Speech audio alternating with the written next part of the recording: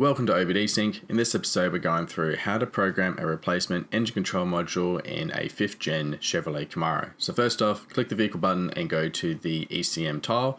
Once we're loaded in, we'll head up to the flashing tab along the top.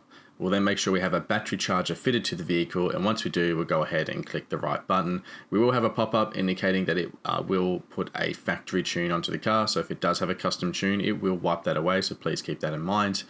It will then begin the flashing sequence. Flashing can take several minutes to complete, up to 8 or 9 minutes, depending on the ECU fitted to the car, and if it has to do an operating system update. If there's no operating system update, it will take a much shorter time, usually about a minute or less. But in this circumstance, it is actually an OS update, and it does take a very long time, which is why that battery charger is important.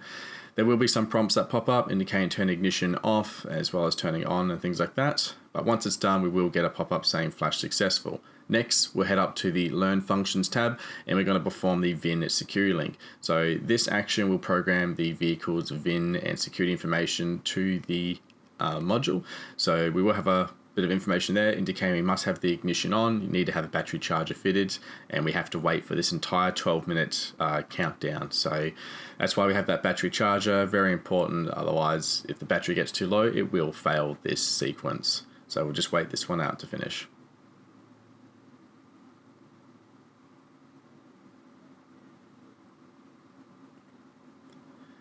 The next step there is indicating to turn the ignition off, and then finally we have here saying to turn the ignition on, open and close the driver's door, and then press OK. So that's that procedure done.